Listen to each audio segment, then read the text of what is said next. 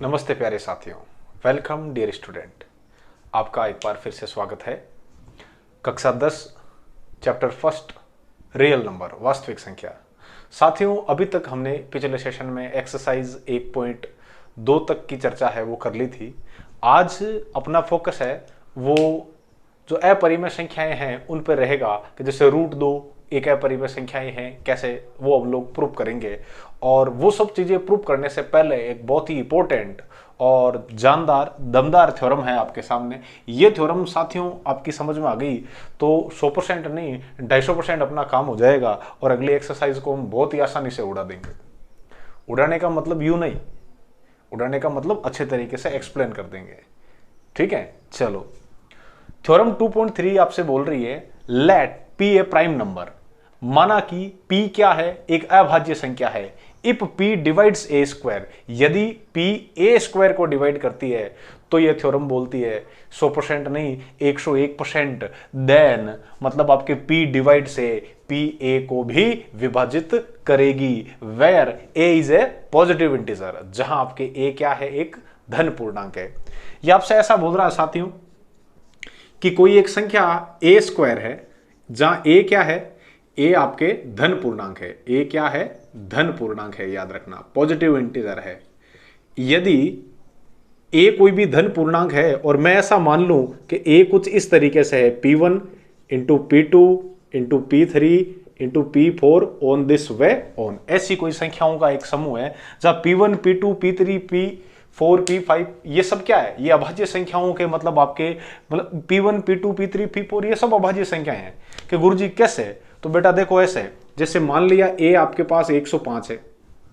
a को मैं ऐसा लिख सकता हूं ना, 105 है तो 3 गुणा 5 गुणा 7, तो ये हो गई p1 p2 p3। क्लियर है? तीनों को गुणा करवाया, अरे 7 पंजा 35 और 35 दिया 105। कैसा मानू को नहीं, मत मान। 5 3 15, 15 7 105। अरे 3 5 जा 15 और 15 से 49, अरे 105 105। हाँ, तो कहने का मतलब मान लो ये a है आपके पास। क्लियर है? ये a है। देखो पहले इसको एक एग्जांपल की हेल्प से समझते हैं, फिर इसकी जो बेसिक थ्योरी मतलब जो थ्योरेटिकल तरीका है उससे देख लेंगे। इससे समझो, बहुत शानदार वे में आपके समझ में आएगा। a मान लिया आपके क्या है, a 105 है, समझना साथियों। ठीक है, अब ये 105 है तो a स्क्वायर क्या होगा, a स्क्वायर यही होगा ना, 3 गुणा 5 गुणा 7 और फिर वापस 3 गुणा 5 गुणा 7, क्योंकि ये भी a है ये भी a है। क्लियर है? अब देखो, अब एक कोई भी अभाज्य संख्या लो, जैसे p मैंने मान लो 3 है, p क्या है, 3 है, तो कहने का मतलब क्या है, जब a स्क्वायर p से डिविजिबल है, कहने का मतलब 3 गुणा 5 गुणा 7 और 3 गुणा 5 गुणा 7 किस से विभाजित है, 3 से विभाजित है। 3 अभाज्य संख्या है, a धन पूर्णांक है और ये मैंने a का कर दिया स्क्वायर। तो देखो आप, क्या a के अंदर p का भाग जाएगा? तो देख लेते हैं। a क्या है, 3 गुणा 5 गुणा 7, कहां से, यहां से ये चीज मानी है मैंने। और डिवाइडेशन में p क्या है, 3, तो 3 से 3 कैंसिल और क्या बचा, 7 पंजे 35, मतलब डिविजिबल है ना। यही तो ये चीज बोल रहा है। ये क्या बोल रहा है कि a कोई भी धन पूर्णांक है और यदि a स्क्वायर को कोई भी अभाज्य संख्या p डिवाइड करती है तो 100% नहीं 250% वो जो p है वो a को भी डिवाइड करेगी। ये ऐसी चीजें बोल रहा है। अभी अपनी लैंग्वेज में मैथमेटिकल प्रोसेस में कैसे समझा रहा है, मैंने एग्जांपल लेके समझाया। ये इस तरीके से मानेगा कि मान लो a ये है, जब ये a है तो मुझे बताओ a स्क्वायर क्या होगा। a स्क्वायर है p1 p2 p3 dot dot dot, वापस p1 p2 p3 dot dot dot. तो a स्क्वायर को मैं ऐसा लिख सकता हूं, p1 square p2 square p3 square on this way on. अब क्या है, a स्क्वायर के अंदर यदि मैं p का भाग दूं और वो भाग जाता है तो इसका मतलब क्या है, इस p1 p2 p3 p4 p5 इनमें से कोई ना कोई एक टुकड़ा ऐसा है जो p से मिलता जुलता है, मतलब p से कटेगा, है ना। कोई भी हो सकता है वो, p1 square p2 square p3 square square है। ठीक है, इनमें से कोई ना कोई एक, ये भी हो सकता है ये भी हो सकता है ये भी हो सकता है। ठीक है, इन और उसका है क्या, साथ में स्क्वायर है, वो p से डिविजिबल होगा। मान लो वो pk है, pk वो पिक्चर वाला नहीं, वो तो काम नहीं आएगा अपने, और वैसी चीजें काम आती ही नहीं, हमें पढ़ाई पे फोकस करना है। तो ये pk है कौन है, मतलब इस टर्म में, जनरल टर्म में, जैसे पी के का स्क्वायर आ गया, ठीक है, तो पी के स्क्वायर, पी के का स्क्वायर है, इसमें मैं पी का भाग देता हूं तो मान लो भाग है वो मतलब आपके कोई नई संख्या क्यू बार जाता है, तो सीधी सी बात है पी स्क्वायर के अंदर भी आप पी का भाग दोगे तो कुछ न कुछ क्यू बार नहीं जाकर के वो आर बार चला जाएगा। यही तो बात यहां से पता चल रही है। और हमें करना क्या है, बाकी एग्जाम्पल से हमने इसको अच्छे तरीके से समझ लिया, थ्योरम समझ में आई कि नहीं आई। आपको एक ही चीज ध्यान रखनी है, यदि ए स्क्वायर में किसी अभाज्य संख्या का भाग जाता है तो ए में भी आपके उस अभाज्य संख्या का भाग जाएगा। ये हमें याद है, अपना कंसेप्ट क्लियर है, बिल्कुल पूरी प्रश्नावली ले लेंगे हम, चिंता ही मत करो आप, चलने दे। चलो ठीक है, चलिए साथियों, एक्सरसाइज 1.3 की आगाज करने से पहले हम एक छोटी सी थ्योरम है ये देख लेते हैं और इस प्रोसेस को समझ लेते हैं। क्वेश्चन मतलब थ्योरम है अपने पास, √2 इज इरेशनल, ये आपको प्रूव करना है। √2 कैसी संख्या है, अपरिमेय संख्या है। तो अपरिमेय सिद्ध करने से पहले हमें पता है √2 अपरिमेय है, लेकिन हम लोग क्या करेंगे, इसको परिमेय मानेंगे और एक साथ में कंडीशन डालेंगे और कहेंगे ये कंडीशन लागू होती है तो ये परिमेय है, और आगे जाके वो कंडीशन हो जाएगी फेल, तो हमने जो माना था वो भी हो जाएगा फेल। हम इसको रेशनल मानेंगे, वो फेल हो जाएगा और ऑटोमेटिक वो क्या बन जाएगी, इरेशनल बन जाएगी। तो याद रखना क्या क्या करना है। प्रूफ के अंदर ये मान लो √2 एक परिमेय संख्या है। कैसी संख्या है, परिमेय संख्या है। √2 एक परिमेय संख्या है और ये हमने एज्यूम करना है, मानना है। Assume √2 is a rational number where, जहां इसके जो न्यूमरेटर और डेनोमिनेटर है वो कैसे हैं, सह अभाज्य हैं, उनमें कोई भी कॉमन फैक्टर नहीं है। तो इसको हमने क्या मान लिया, रेशनल मान लिया ना। तो रेशनल है तो आपकी इच्छा हो तो मैं इसको p/q के फॉर्म में लिख सकता हूं, लेकिन कंडीशन क्या डाल रहा हूं, कंडीशन देखो, जहां हिंदी मीडियम वालों p/q क्या है, सह अभाज्य संख्याएं हैं, मतलब दोनों एक दूसरे से नहीं कटती है, सह अभाज्य संख्याएं हैं, इस चीज का ध्यान रखना। अब यदि मैं ये मान रहा हूं कि ये दोनों कट ही नहीं रही है तब ये परिमेय है। अब जब ये कट जाए तो मेरी बात हो जाएगी उल्टी कि गुरुजी ये तो कट रही है, आपने माना कट ही नहीं रही है। तो जो मैं कह रहा हूं ये नहीं कट रही है और आगे जाकर के ये कटने लग जाए आपस में किसी भी संख्या से, तब हम लोग जो माना था हम लोगों ने √2 परिमेय संख्या है वो अपना क्या हो जाएगा, उल्टा हो जाएगा।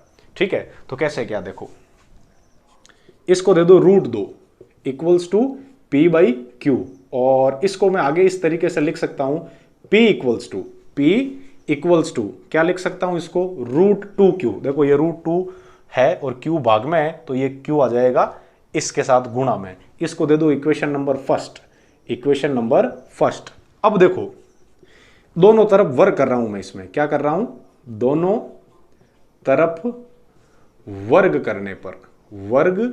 करने पर तो जैसे ही दोनों तरफ वर्ग करूंगा साथियों, ये हो जाएगा p², √2 का स्क्वायर 2 हो जाएगा और ये हो जाएगा q²।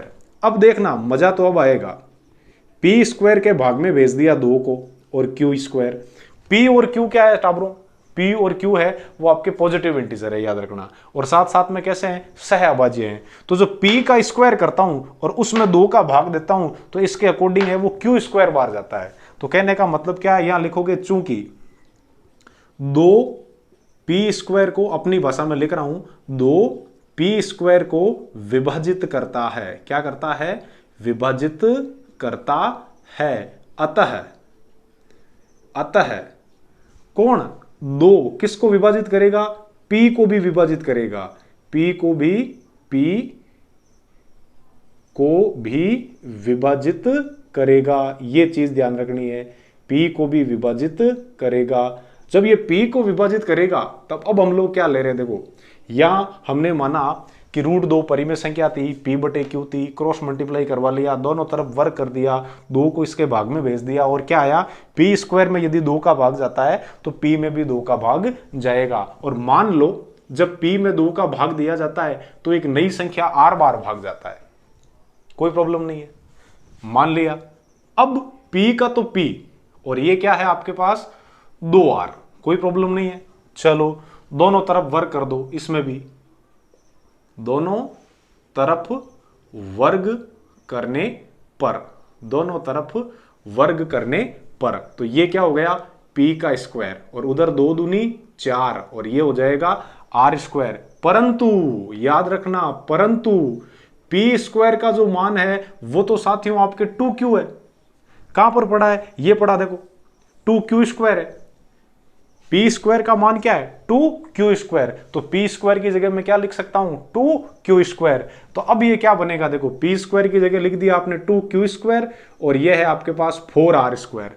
तो 4 है वो, इसको मैं इसके साथ भाग में भेज देता हूं क्योंकि इधर ये गुणा में है। तो भाग में आएगा तो क्या हो जाएगा, 2q square equals to r square, और डेनोमिनेटर में कितना आ गया, 4।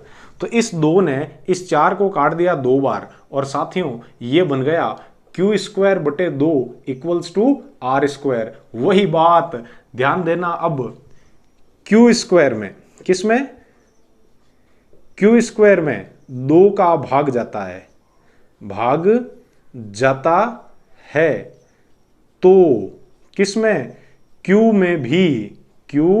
में भी 2 का भाग जाएगा। ये हो गया अपने यहां गड़बड़ घोटाला। प्रश्न में नहीं, मेथड में। कैसे, यहां तो ये बोल रहा है p में 2 का भाग जाएगा। मार्क देखो, मार्क माय वर्ड, है ना, मेरे शब्दों पर आप ध्यान दो। शब्द क्या है, शब्द ऊपर क्या थे, शब्द ऊपर तो ये थे कि p और q क्या है, दोनों एक दूसरे से नहीं कटते हैं, इनमें किसी भी संख्या का भाग नहीं जाता है, तो √2 आपके अपरिमेय, √2 परिमेय संख्या है। जब p और q आपस में नहीं कटे तो √2 परिमेय संख्या है। ये हमने स्टार्ट में माना था कंडीशन देके, और लास्ट में क्या आ गया कि 2 का भाग p में भी जाता है और q में भी 2 का भाग जाता है, तब तो ये दोनों आपस में 2 से कटती है। तो 2 से कटती है तो या तो ये बात जुटी है या फिर ये बात जुटी है। तो बात तो शुरुआत से ही जुटी थी, हमने हते ही जुटी शुरू की, है ना। तो मैं इसको यहां पर लिख देता हूं आपके इसके बाद, है ना। तो क्या बन गया ये, अतः p व q में उभयनिष्ठ अभाज्य संख्या, उभयनिष्ठ अभाज्य संख्या 2 है, 2 का भाग जाता है। ऐसे लिख लो या फिर ऐसे लिख लो, p व q में, p व q दोनों 2 से विभाजित है, 2 से विभाजित है, क्योंकि p में भी 2 का भाग जाता है और q में भी 2 का भाग जाता है। इसलिए सीधे शब्दों में लिखो, इसलिए हमारी कल्पना गलत है, हमारी कल्पना गलत है। और आपने क्या कल्पना की थी, √2 कैसी संख्या है, परिमेय संख्या है। तो अतः क्या सिद्ध हो जाएगा, √2 एक अपरिमेय संख्या है। कैसी संख्या है, अपरिमेय संख्या है। बस इस थ्योरम और इस फॉर्मेट को आप अपने दिमाग में बिठा लो। जैसे यहां √2 अपरिमेय संख्या सिद्ध करनी है ना, मान लो यहां आ जाए √3 एक अपरिमेय संख्या है, तो फॉर्मेट पूरा का पूरा यही रहेगा, बस 2 की जगह 3 हो जाएगा, बाकी लैंग्वेज भाषा पूरी यही काम करेगी। देखो कैसे, यहां √3 रखेंगे और लिख देंगे, माना कि √3 एक परिमेय संख्या है, √3 बराबर p बटा q कर देंगे, जहां p व q सह अभाज्य संख्याएं हैं, मतलब ये आपस में नहीं कटती है किसी भी संख्या से। तो √3 equals to p by q हो जाएगा अपना, और p इक्वल्स टू हो जाएगा √3q। दोनों तरफ स्क्वायर करेंगे तो p स्क्वायर इक्वल्स टू यहाँ 3 और q स्क्वायर हो जाएगा। 3 को यहाँ भाग में भेजोगे और स्टेटमेंट क्या बनेगा, यहाँ 2 है, √2 है तो यहाँ 2 से विभाजित हो रही है, यहाँ √3 होगा तो ये 3 से विभाजित होगी, या √5 से होगा तो ये ये 5 से विभाजित होगा, √7 को आपको अपरिमेय प्रूफ करना है तो ये 7 से आपके विभाजित होगा, 7 से विभाजित होगा। और यदि रूट फलाना को करना है तो यहाँ फलाना का भाग लगेगा, ध्यान रखना। कैसा ढेकड़ा दे दिया तो अरे देर देख लीजिए, अटे भाग बोई लागी। हाँ, तो 3 p स्क्वायर को विभाजित करता है तो 3 p को भी विभाजित करेगा, तो वो दे दियो 3 में p में 3 को भाग कितनी बार जाएगा, r बार जाएगा, तो p बराबर क्या हो जाएगा 3r। दोनों तरफ वर्क करोगे तो p square equals to 9r square हो जाएगा, परंतु p स्क्वायर तो वहां आपके 3q स्क्वायर था, तो इधर लिखोगे 3q स्क्वायर, उधर लिखोगे 9r स्क्वायर, 9 आएगा भाग में, 3 9 को 3 बार काट देगा और फिर वापस वही अतः ही लिखोगे। q स्क्वायर में 3 का भाग जाता है, Q में भी 3 का भाग जाएगा। अतः P व Q दोनों में 3 से विभाजित है P व Q। अतः हमारी कल्पना गलत है। तो हमारी कल्पना गलत है तो √3 कैसी हो जाएगी? अपरिमेय संख्या हो जाएगी। 5 वाले में भी यही आता है। समझ में आया फॉर्मेट? पक्की बात है। चलो देखें, अभी लेते एक आध क्वेश्चन। हाँ चलो चलो ठीक है।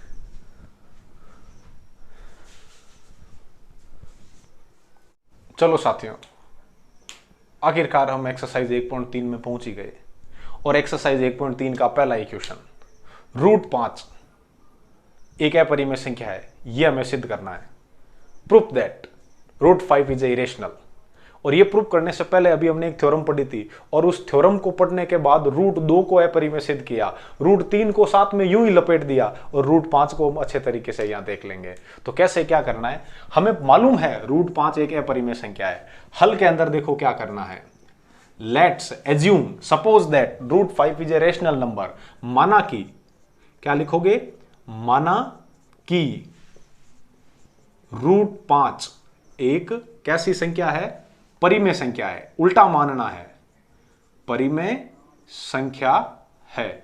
√5 एक परिमेय संख्या है, और परिमेय संख्या है तो √5 को मैं P/Q की फॉर्म में लिख सकता हूं। लेकिन कंडीशन क्या है? जहां P व Q सह अभाज्य है, सह अभाज्य है। सह अभाज्य के साथ में एक चीज और लिख देता हूं ताकि आपको आसानी से समझ में आए।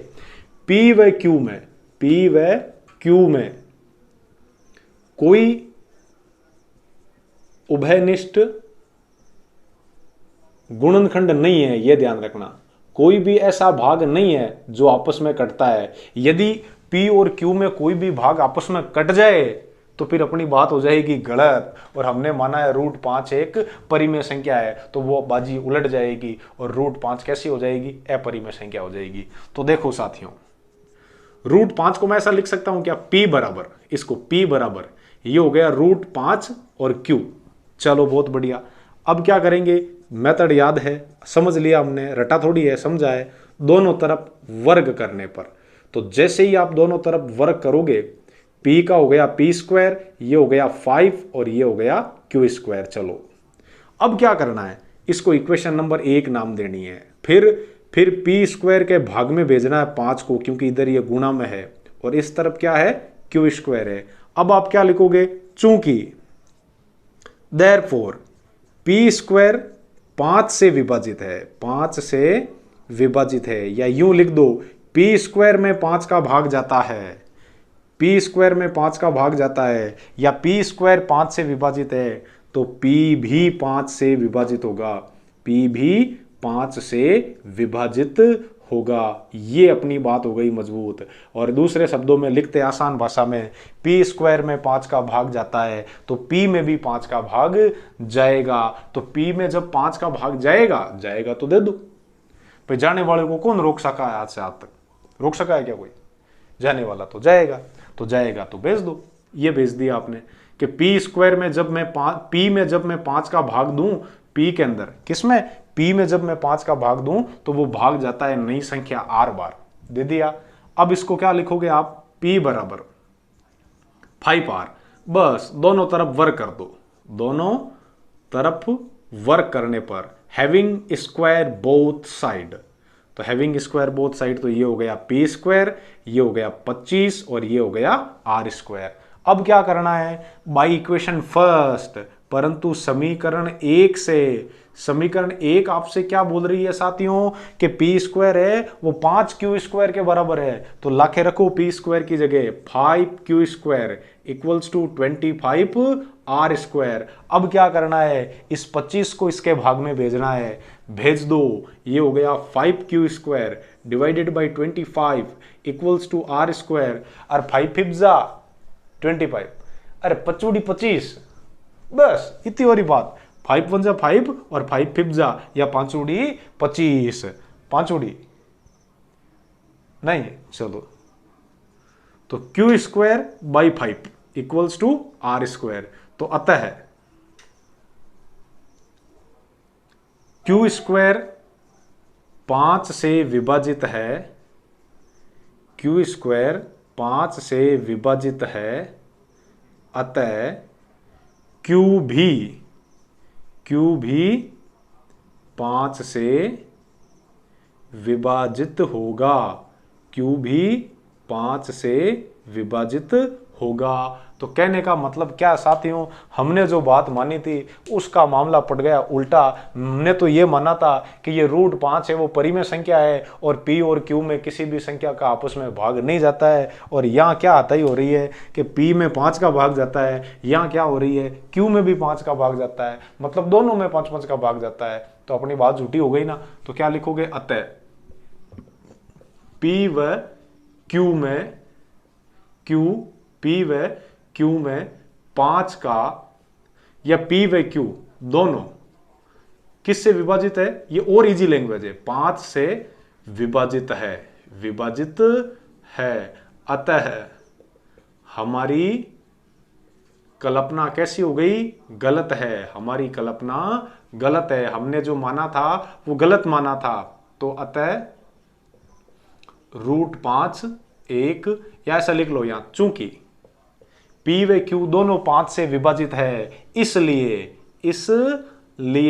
हमारी कल्पना कैसी है, गलत है। अतः √5 एक अपरिमेय संख्या है, अपरिमेय संख्या है।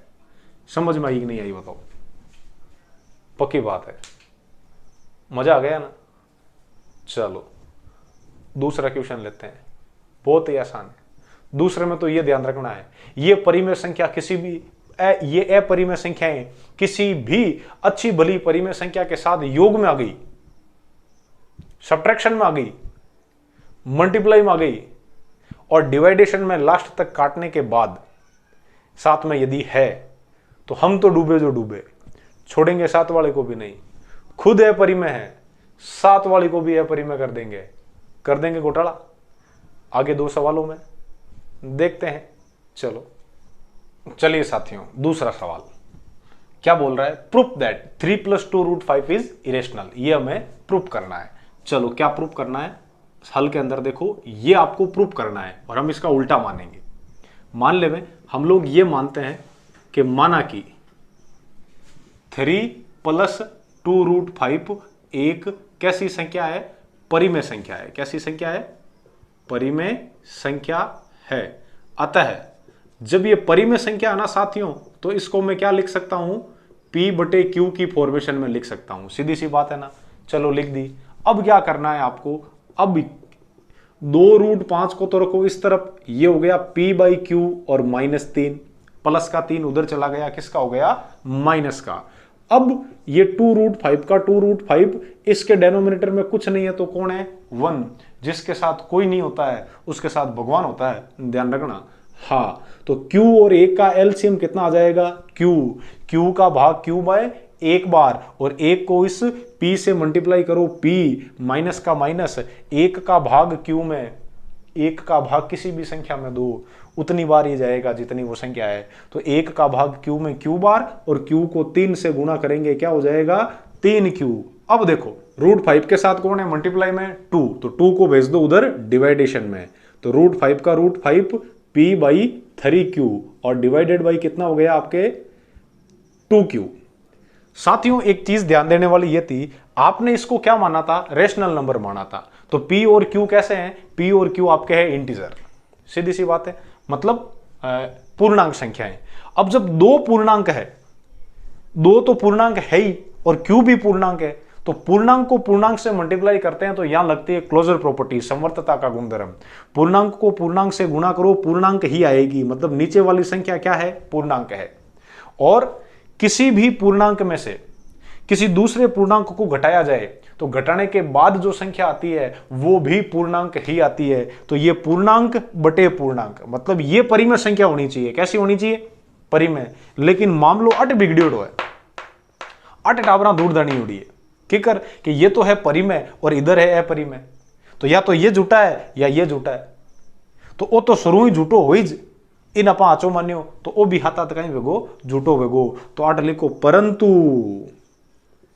√5 एक अपरिमेय संख्या है। कैसी संख्या है, अपरिमेय संख्या है, अपरिमेय संख्या है। अब जब ये अपरिमेय है तो अपरिमेय के बराबर परिमेय तो हो नहीं सकती, तो अपनी जो बात हो गई झूठी। तो क्या लिखोगे, अतः हमारी कल्पना कैसी है, गलत है। बस हमारी कल्पना गलत है, अतः, या यहां लिखो इसलिए, इसलिए हमारी कल्पना कैसी है, गलत है। अतः हमने क्या कल्पना की थी कि 3 + 2√5 कैसी है, परिमेय है। तो अतः उल्टा हो गया मामला, अतः 3 + 2√5 एक अपरिमेय संख्या है। कैसी संख्या है, अपरिमेय या इरेशनल नंबर है, अपरिमेय संख्या है। ये चीज समझ में आई कि नहीं आई, बताओ, आई ना? तो हाथों हाथ तीसरा प्रश्न लेते हैं, ले ले मैं, पक्की बात है। चलो चलिए प्यारे साथियों, आज के इस सेशन के आखिरी पड़ाव में एक्सरसाइज 1.3 अंतिम सांसें गिन रही है और उसका आखिरी सवाल आ गया। बातों ही बातों में पता ही नहीं चला, छोटा सा सेशन, प्यारा सेशन, और एक एक्सरसाइज को हमने क्या कर दिया, अच्छे तरीके से क्लियर कर दिया।